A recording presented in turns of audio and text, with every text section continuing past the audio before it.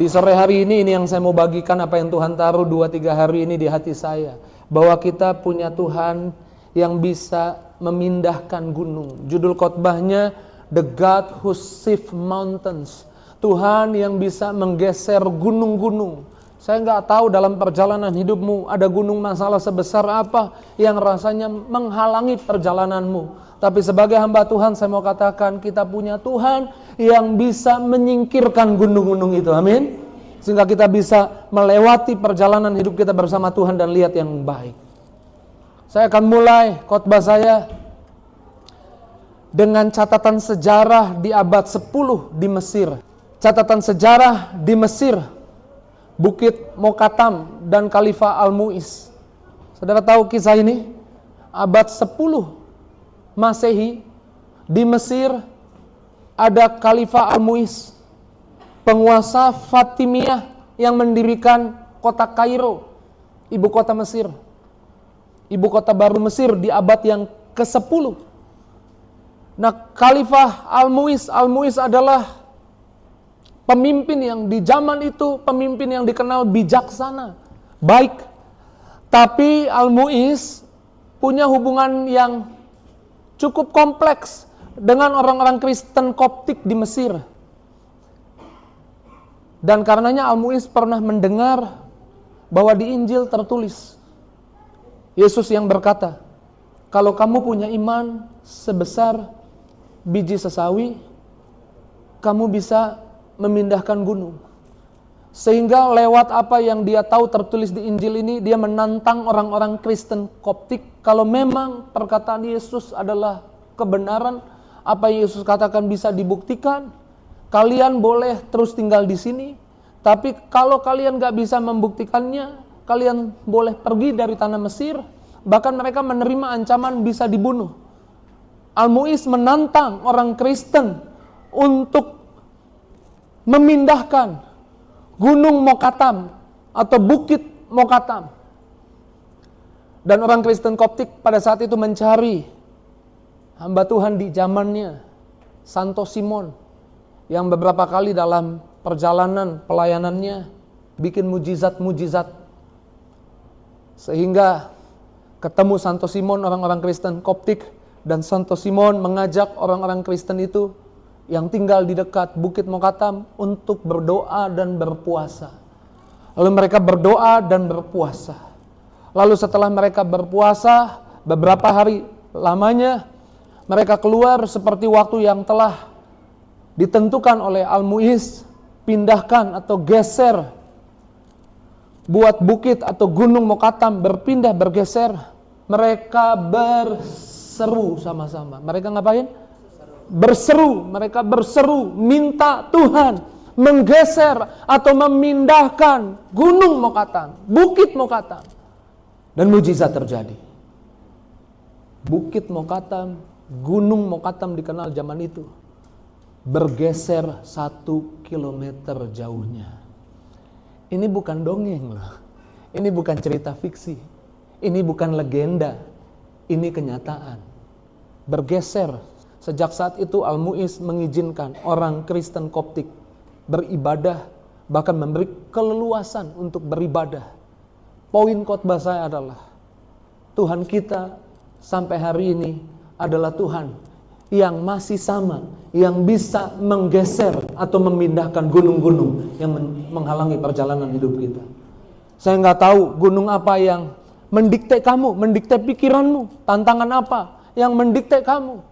Setinggi apa gunungnya? Sebesar apa masalahnya? Yang membuatmu berpikir kayak masalah ini gak mungkin tersingkir dari hidup saya. Gunung ini gak mungkin berpindah. Gunung ini akan tetap ada di situ. Sebesar apa masalahmu? Saya mau bilang Tuhanmu lebih besar. Amin. Sekali lagi Tuhanmu lebih besar. Tapi Tuhan mau saudara mengerti. Saudara ketika berhadapan dengan gunung masalah, saudara harus fokus bukan pada gunungnya. Karena iblis mau kita fokus lihat gunungnya, lihat besarnya masalah. Sehingga tanpa sadar kita sedang berpaling.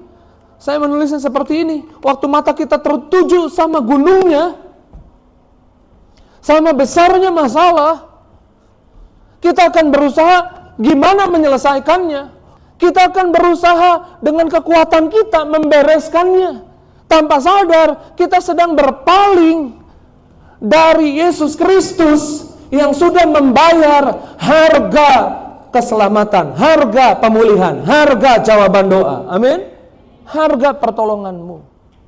Makanya ayatnya bilang begini. Saya suka ayatnya bilang begini. Yuk kita baca sama-sama Matius 17 ayat 20. Ia berkata kepada mereka, karena kamu kurang percaya, aku berkata kepadamu, sesungguhnya jikalau kamu punya iman sebesar biji sesawi, kamu dapat berkata kepada gunung ini, pindah dari tempat ini ke sana, maka gunung ini akan pindah, dan takkan ada yang mustahil bagimu. Tuhan mau, Tuhan tahu ada tantangan yang besar, Tuhan tahu ada gunung yang menghalangi, yang coba dikte kamu, kayak gunungnya nggak bisa bergerak lagi, ini untuk selamanya ada di situ, perjalanan hidup saya nggak bisa terobos gunung ini. Tapi Tuhan mau saudara jangan lihat gunungnya, saudara lihat hubunganmu sama Tuhan. Palingkan mukamu dari gunungnya dan arahkan ke atas kepada Tuhan. Pandang Tuhan. Iman sebesar biji sesawi. Ada yang pernah lihat biji sesawi? Itu titik doang. Kalau pulpen dikasih titik, nah itu biji sesawi. Jadi saya mau tanya, besar apa kecil? Kecil. Iman yang kecil bersama Tuhan bisa memindahkan gunung. Iman yang kecil bersama Tuhan lebih dari cukup. Amin. Tapi saudara harus fokusnya sama imannya. Bangun imanmu. Makanya ayat ini juga ditampilkan di kitab Markus 11 ayatnya yang ke-23. Tapi dimulai ayat 22. Ayat 22 bilang begini. Yuk kita baca sama-sama. Yesus menjawab mereka, apa katanya? Percayalah kepada kepintaranmu. Percayalah kepada diri sendiri. Percayalah kepada teman yang bisa tolong. Halo. Percayalah kepada pengalamanmu. Kemarin udah lewatin masalahnya. Sama nih kayak gini. Pasti kayak gini juga. Percayalah pada saldo di tabunganmu. Tapi percayalah kepada Allah saja. Untuk saudara bisa memindahkan gunung, Tuhan mau saudara menaruh percaya hanya pada Allah saja. 100% percaya pada Allah saja. Percaya bahwa Tuhan bisa melakukannya. Makanya ayat 23-nya dikatakan seperti ini. Yuk kita baca ayat 23. Di sana dikatakan apa? Aku berkata kepadamu, sesungguhnya barang siapa berkata kepada gunung ini, beranjaklah, tercampaklah ke dalam laut, asal tidak bimbang, tapi apa? Percaya bahwa hal itu akan dikatakannya, hal yang dikatakannya akan terjadi, maka akan terjadi baginya. Ayat 24 bilang apa di sana? Karena itu aku berkata kepadamu, apa saja yang kamu minta dan doakan. Coba saudara perhatikan ayat 23 ada gunung. Tuhan bilang tenang, gunung itu kamu ngomong pindah. Tapi ayat 24 ada ajakan. Ajakan buat saudara dan saya, doa. Tuhan lagi provokasi saudara. Tuhan lagi dorong saudara. Jangan sibuk lihat gunungnya. Ya tahu gunungnya tinggi. Gunung yang tinggi itu kalau kamu liatin, itu mendikte pikiranmu bahwa gunung itu nggak bisa pindah kemana-mana. Masalah yang besar itu bikin kamu stres, nggak bisa pindah nih, masalahnya tetap di situ. Makanya jangan liatin masalahnya, jangan liatin besarnya tantangan, tapi ayo datang sama Tuhan. Kata Tuhan, ayo sini, jangan lihat itu, ayo lihat sini, ayo datang sini, doa. Bahkan Tuhan bilang gini, minta. Karena apa yang kamu minta, kalau kamu percaya, kamu akan menerimanya, diberikannya kepadamu. Percaya kamu menerimanya, itu diberikannya kepadamu. Tuhan ajak saudara untuk, ayo sini minta. Apa yang dorong kita untuk ketika lihat gunung tinggi, masalah sebesar gunung kekhawatiran, gunung ketakutan, gunung kecemasan, masalah ekonominya kayak gunung. Tuhan bilang, jangan lihat gunungnya, alihkan kepalamu tuh nengok sama aku. Sini, doa. Tuhan bilang gini, ketuk pintu. Karena orang yang mengetuk, baginya pintu dibukakan. Mintalah. Karena untuk yang minta akan diberikan. Tuhan lagi trigger saudara dan saya. Ayo minta. Lalu Tuhan ajak. Gini loh. Kalau minta sama aku kamu gak akan nyesel. Kata Tuhan. Tuhan bilang gini. Adakah di antaramu yang kalau anaknya minta roti, kepadanya diberi ular? Ada? Adakah di antaramu kalau anaknya minta telur, kepadanya diberi kalajengking? Lalu Tuhan bilang seperti ini. Matius 7 itu. Ayat 11 bilang apa? Yuk kita baca. Jadi, jika kamu yang jahat tahu memberi pemberian yang baik kepada anak-anakmu, apalagi Bapamu yang di surga, Ia akan memberikan yang baik kepada mereka yang meminta kepadanya. Saya mau bilang apa yang dorong kita beraninya datang dan enggak ragu-ragu untuk ketika ada gunung masalah, bodoh amat sama gunungnya. Saya mau minta sama Tuhan. Apa yang buat kita jadi terdorong gak perhatikan gunungnya dan minta sama Tuhan? Karena kita tahu Tuhan hanya punya yang baik buat hidup kita. Tuhan hanya punya yang baik buat hidupmu. Tuhan hanya punya yang baik buat keluargamu. Tuhan hanya punya yang baik buat anak-anakmu. Ya, tepuk tangan dulu yang dahsyat, yang luar biasa buat Yesus. Pegang dadamu, bilang, ini yang dorong saya untuk datang sama Tuhan. Karena Tuhan hanya punya yang baik buat saya. Kalau saya perhatikan bahan yang saya susun, yang saya percaya Tuhan tuntun saya menyusun bahan ini, saya perhatikan alurnya sedang dorong kita untuk gak peduli gunungnya mau setinggi apa, tantangannya mau sebesar apa, saya mau datang sama Tuhan. Karena saya datang sama Tuhan, saya percaya Tuhan bisa jawab doa saya. Amin. Kalau orang yang punya kedekatan sama Tuhan, orang yang punya kedekatan, orang sering datang sama Tuhan, hatinya jadi percaya. Karena hatinya jadi percaya, ngomongnya juga jadi omongan percaya. Karena Alkitab bilang Roma 10 ayat 10, dengan hati orang dibenarkan. Untuk pindahin gunung, apa yang ada di hati keluar dari mulutmu. Dengan hati orang percaya dibenarkan. Kamu berkenan benar, mulutmu jadi ada kuasa. Dengan mulut orang mengaku dan diselamatkan. Ayat 11-nya, itu kan Roma 10 ayat 10. Ayat 11-nya bilang begini. Kalau saudara percaya dalam hatimu, lalu saudara ngomong, aku ditebus, Tuhan udah bayar harga kesembuhan, Tuhan sudah bayar harga pertolongan di kayu salib. Nggak mau liatin gunungnya, aku mau lihat Tuhan. Karena waktu saudara liatin gunungnya, saudara sedang meninggalkan Tuhan. Saudara sedang cuekin Tuhan. Padahal di sisi lain, Tuhan udah bayar harga untuk kamu terima yang terbaik selama hidup di bumi. Amin. Karenanya kitab suci berkata apa? Barang siapa yang percaya kepada dia, yuk baca yang kelas 2-3. Karena barang siapa yang percaya kepada dia tidak akan dipermalukan. Teks Yunaninya tidak akan, saya sengaja warna kuning tuh, tidak akan dipermalukan. Menggunakan kata double negatif. Saya ulang, double negatif. Jadi bukan tidak satu. Tidak, kalau saya boleh terjemahkan bebas ya ke bahasa Indonesia, tidak, koma, ditegesin lagi, tidak akan pernah dipermalukan. Saya nggak tahu gunung masalahmu sebesar apa. Tapi udah, abaikan dulu gunungnya. Datang sama Tuhan, minta sama Tuhan. Dan ketika engkau dekat sama Tuhan, saya percaya hatimu bisa percaya, ngomongmu bisa beda. Dan ketika engkau percaya, engkau berdoa dengan percaya, engkau tidak akan pernah dipermalukan. Ya, tepuk tangan dulu yang dahsyat, yang luar biasa buat Yesus. Tuhan mau saudara dekat Tuhan. Karena waktu saudara doa tuh biasanya males. Tapi kadang malesnya habis dilawan. 5 menit pertama nyembah Tuhan, kayaknya pengen cepat-cepat beres. Tapi 5 menit lewat, saya pastikan saudara gak mau berhenti. Nyembah Tuhan, doa minta sama Tuhan. Waktu saudara minta sama Tuhan, waktu saudara doa dan minta sama Tuhan, dengar baik. Selesai saudara minta sama Tuhan, saya percaya saudara pengen tahu Tuhan ngomong apa. Yang kalau doa kayak gitu boleh angkat tangannya.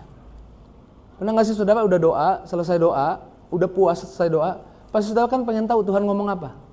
Apa saya doang yang kayak gitu? Yang sama kayak saya boleh angkat tangannya? Enggak ada. Oh ada tuh beberapa. Ya kan kita pengen tahu juga Tuhan ngomong apa. Ngomong buat masalah saya. Buka Alkitab. Itu yang Tuhan mau, kita deket sama Tuhan. Kita komunikasi sama Tuhan. Sehingga Yohanes 15 ayat 17 bilang begini. Yohanes 15 ayat 17. Yuk kita baca sama-sama. Jikalau kamu tinggal dalam aku dan firmanku apa? Tinggal di dalam kamu. Nah, ada provokasi lagi dari Tuhan untuk saudara mendekat. Apa katanya di sana? Minta apa? Minta apa? Minta apa saja. Bilang kanan kirinya, minta apa saja. Bilang kalau kamu dekat Tuhan, kamu pasti tahu janji Tuhan. Kalau kamu tinggal dalam Tuhan dan tahu janji Tuhan, minta apa saja. Pegang dadamu bilang, saya boleh minta apa saja. Amin. Dan yang kamu kehendaki dan kamu akan menerimanya. Makanya latih dirimu dekat Tuhan. Semakin dekat Tuhan, kita semakin percaya sama Tuhan. Kalau saudara dekat suamimu, saudara tahu kelakuan suamimu, respon suamimu, yang istri-istri atau istri dekat suami dekat istrinya, tahu respon istrinya kayak gimana. Orang ngomong yang beda sama respon istrimu atau respon suamimu, kamu gak akan percaya orang itu, kamu lebih percaya sama istri atau sama suamimu. Kenapa? Karena kamu punya kedekatan. Kalau kita dekat sama Tuhan, kita akan makin percaya sama Tuhan. Minta apa saja, kamu akan menerimanya. Saya ingat hari Kamis 2 minggu lalu, istri saya lagi lihat Instagram. Dan kebetulan dia follow salah satu selebgram.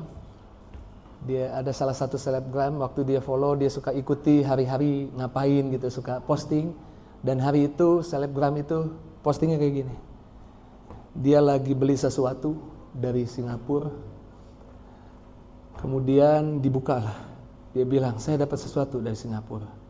Lalu dibukalah, kemudian saya biar cepat saja ya, saya lewatin. Iya, ternyata dia lagi posting tumbler. Tumblernya lagi tren nih kalau di anak muda, tumbler koala. Karena kalau minum nanti ada gininya, ada bentuk gitunya, jadi kita kayak koala gitu. Terus istri saya bilang, ih bagus ya, lucu ya, saya mau dong gitu. Terus saya bilang minta sama Tuhan. Dia dalam hati bilang, Tuhan saya mau, saya percaya Tuhan bisa kasih. Udah lewat. Hari Minggu kemarin ibadah sesi 1 selesai, pulang ada beberapa jemaat. Ada salah satu jemaat kasih saya kantong dan bilang gini, Pak Mario, kita habis jalan-jalan. Maaf ya oleh-olehnya sedikit. Waduh repot-repot bawain oleh-oleh, saya bilang. Lalu saya kan mau ke Puri Begawan, saya taruh ke ruangan istri saya di belakang. Lalu saya bilang saya ke Puri Begawan dulu ya, udah. Sore-sorenya dia bilang, Dedi tahu nggak? Jemaat yang tadi kasihnya apa? Nggak tahu. Tumbler koala. Bukan 1, tapi 2. Tuhan bisa jawab doa kita kalau kita berdoa dengan percaya. Ayo kalau mau tepuk tangan yang dahsyat, yang luar biasa buat Yesus. Saya nggak tahu dia jalan-jalan, nggak tahu. Belakangan saya baru tahu jalan-jalan ke Singapura. Dia juga nggak pernah komunikasi apa-apa sama saya, nggak ada.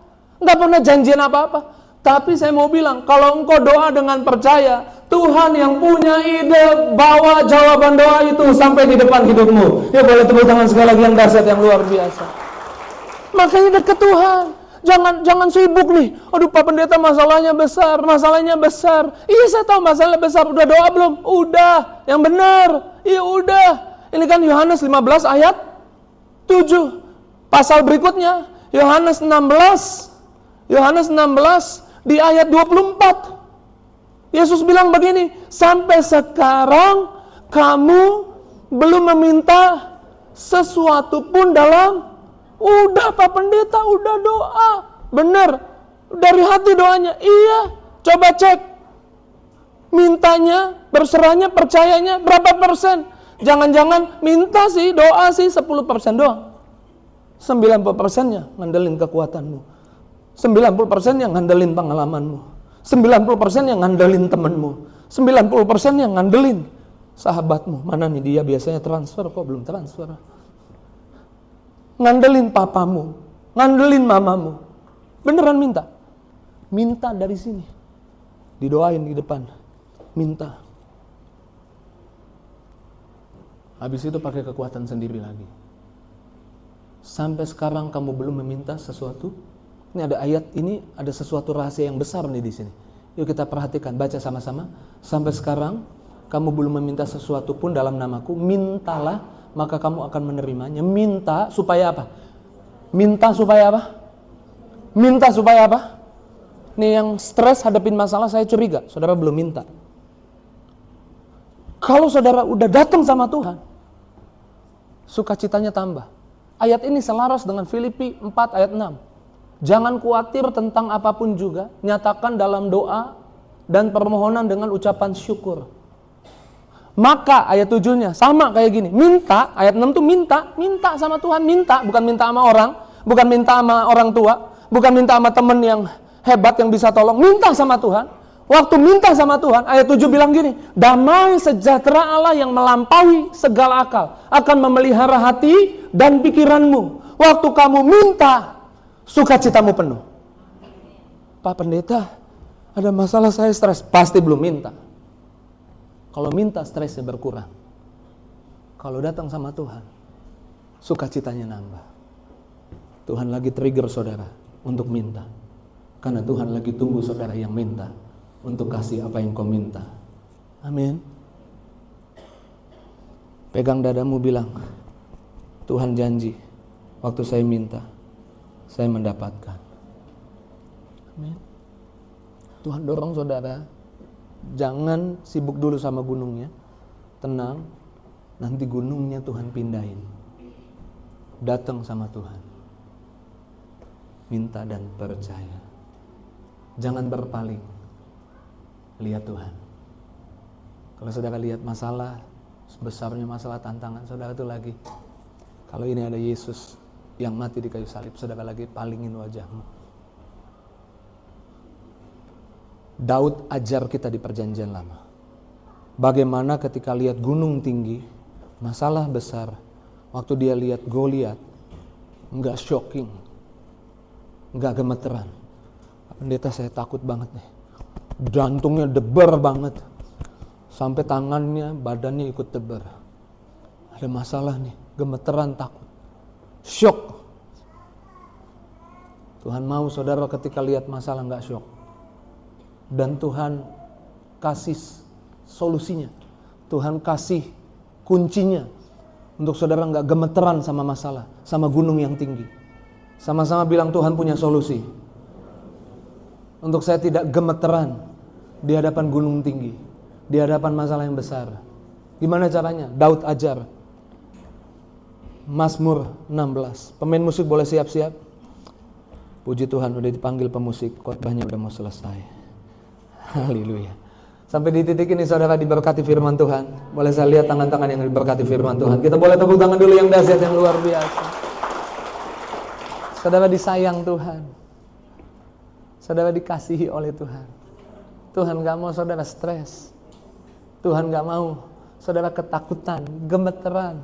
Tuhan mau saudara terima jawaban doa. Tuhan mau singkirkan gunung-gunung yang menghalangi jalanmu. Amin. Tuhan bisa, bukan cuma Tuhan bisa, Tuhan mau melakukannya buat hidupmu. Amin. Yuk kita baca sama-sama. Aku senantiasa memandang kepada m-banking dan cek saldo. Berapa nih ya? Musuhnya Tuhan itu bukan setan. Musuhnya Tuhan itu mamon, ya kan? Kalau tanggal muda, oh senyum-senyum bahagia. Oh, kenapa? Oh Tuhan baik. Senyumnya lebar banget ya, Tuhan baik. Kenapa? Baru gajian. Akhir bulan. Kenapa mukanya cemberut? Udahlah, aku berserah aja. Kenapa sih? Kok gak bisa senyum?